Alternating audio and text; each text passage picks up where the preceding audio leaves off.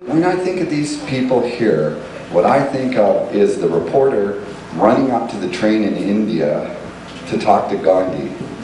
And he runs up and because he's got his reporting pad, right? And he says, Gandhi, Gandhi, what am I going to tell my readership? You know, what's your message? And he just looked at him and he said, my life is my message. That's how I feel about these people here and what they do.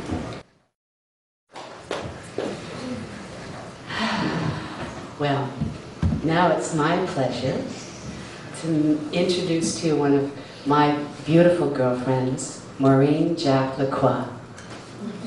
She is spectacular, a spectacular friend to have, I have to tell you, because she comes with so much joy and enthusiasm, and she works so friggin' hard that when we get together to play, it's like she'll say things like, you better watch it, because I'm likely to go off.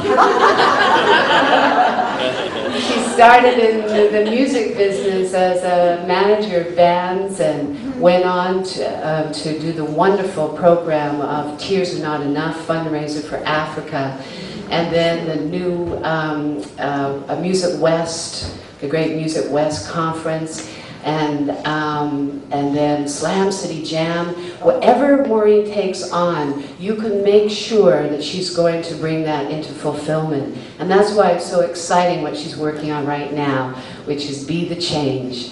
And she has been working her cute little tushy off and is here to tell us more about it. But you can bet that we're going to see more great things from her. And I can just tell you that it's really wonderful to be a sister on the journey with her. My great privilege, Maureen LaCroix. Thank you all for such inspiration. It's wonderful to share our stories. Each of us have such wonderful, unique stories to share. Being a producer, I'm very time-oriented. Check in on the clock there. So yeah, I've done those things. They started off really small and they ended up really big. And I've had those meltdowns, you know, we've all talked about, it hasn't been just like a piece of cake. There is no easy journey. This is the great school of the real world. This is where we learn. This is our workshop.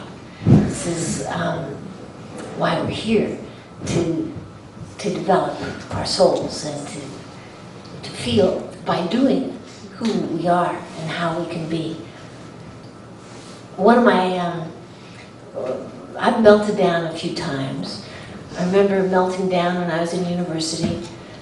It wasn't the first, but it was a significant one because I was in political science, and the more I learned about our history of how we've been, the more concerned I got. And I was, you know, a well taken care of young girl from Kerrisdale, and I thought the world was a beautiful place, and I didn't realize all that the world was. And the more I learned, and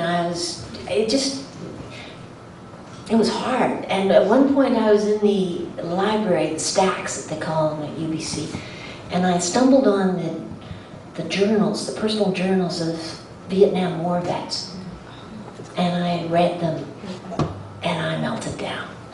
And I just couldn't hold our capacity for cruelty as a species. I didn't get it. We're the only species in the universe that hurts each other, that kills each other. And I couldn't hold that as a young girl. So I stopped being in political science. I transferred over to English because I'd been taking a lot of English, and the Romantic poets saved me, actually, because they Blake and Keats and Shelley and Wordsworth, they saw spirit in nature. And I was really nourished by that, and I regained my faith in humanity through them. So I carried on. and I went to Europe, and I traveled for a few years, and I came back, and I got my first job, first full-time job.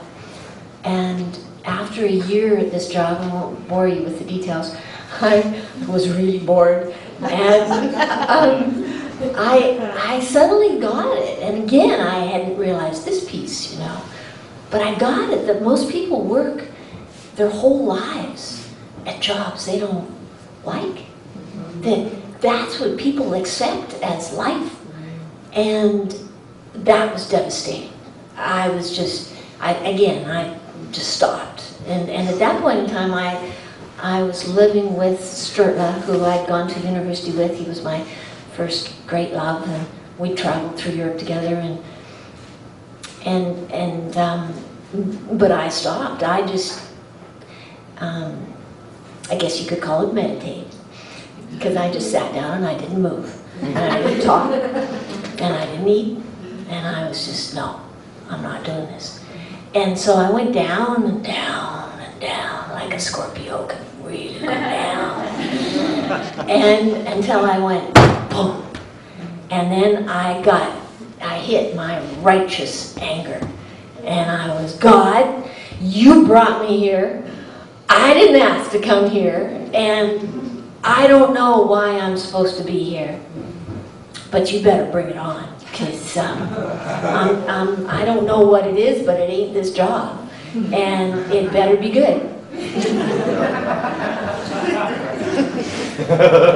So I got it that it was not up to me to decide, and I said, whatever you bring, I'll say yes. Just bring it on. So then I got up, dusted myself off, and started talking again, and Sturla came back. He'd left. He thought maybe it was him. And life carried on, and he actually at that, I don't know, a few months, weeks later said, I want to make my film, because he graduated in film school. Will you produce my film with me?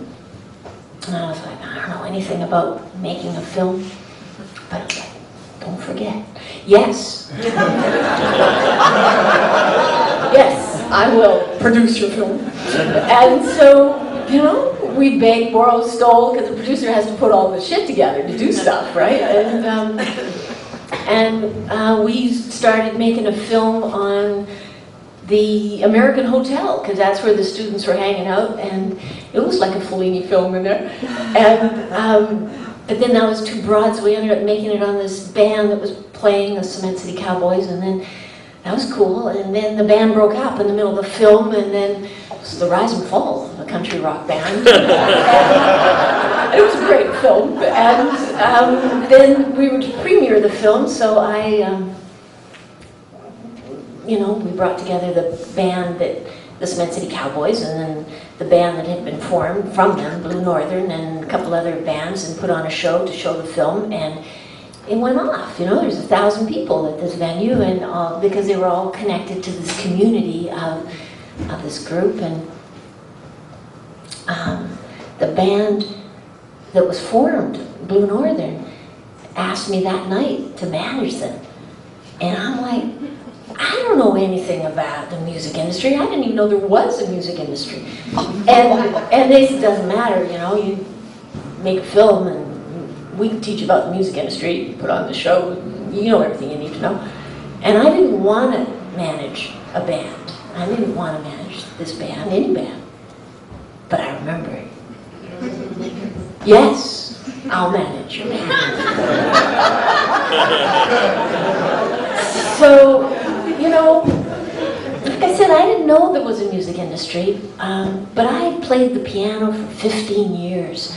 I loved music, and I would never have found the music industry because I didn't know there was one, if I hadn't opened up to what was coming in and asked it to come in.